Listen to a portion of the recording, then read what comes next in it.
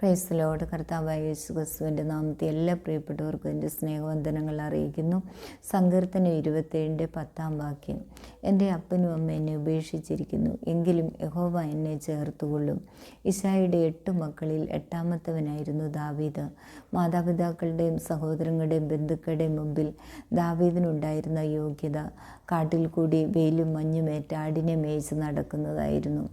എന്നാൽ കർത്താവ് ദാവീദിൻ്റെ മേൽ കണ്ടിരുന്ന യോഗ്യത, രാജാവാകാനുള്ള യോഗ്യത, കർത്താവിൻ്റെ അഭിഷേകം ചുമക്കാനുള്ള യോഗ്യത, കിന്നരം വായിച്ച് ദുരാത്മാവിനെ ഓടിക്കുന്ന യോഗ്യത, പരാക്രമശാലി, യോദ്ധാവ്, വാക്കുചാതുര്യമുള്ളവൻ, സൗന്ദര്യത്തിൽ കോമളൻ, പവിഴ നിറമുള്ളവൻ, ഇങ്ങനെ അനേക യോഗ്യതകൾ കർത്താവ് ദാവീദിന്മേൽ കണ്ടിരുന്നു.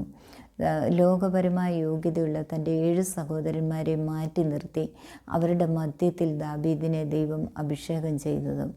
പ്രിയപ്പെട്ട സഹോദരങ്ങളെ, നമ്മളും നമ്മുടെ ബന്ധുക്കളുടെയും കുടുംബക്കാരുടെയൊക്കെ മുൻപിൽ അവർ നോക്കുമ്പോൾ പുറമെ പ്രത്യേക യോഗ്യതകളൊന്നും നമുക്കും ഉണ്ടായിരിക്കുകയില്ല. എന്നാൽ സ്വന്തം ജീവൻ തന്ന് നമ്മളെ വിലയ്ക്ക് വാങ്ങി നമ്മളെ സ്നേഹിച്ച ദൈവത്തിന് നമ്മൾ മാന്യനും വിലയേറിയവനുമാണ്. അതുകൊണ്ട് കർത്താവിനോട് പൂർണ്ണ ഹൃദയത്തോട് കർത്താവിൽ പറ്റിച്ചേർന്നിരിക്കുക.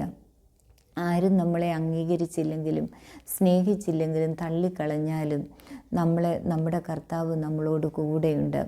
ദാവീദിനെ കാട്ടിൽ നിന്നും ആടിനെ മേയ്ക്കുന്നതിൽ നിന്നും വിളിച്ച് വേർതിരിച്ച് രാജാവാക്കിയ ദൈവം നമ്മളെയും മാനിച്ച് അനുഗ്രഹിക്കാൻ ശക്തനാണ്. വിശ്വസിക്കുക. ഈ ചെറിയ സന്ദേശം എൻ്റെ പ്രിയപ്പെട്ടവർക്കെല്ലാം അനുഗ്രഹമാകട്ടെ എന്ന് പ്രാർത്ഥിച്ചുകൊണ്ട്, ഗോഡ് ബ്ലെസ് യു ഓൾ.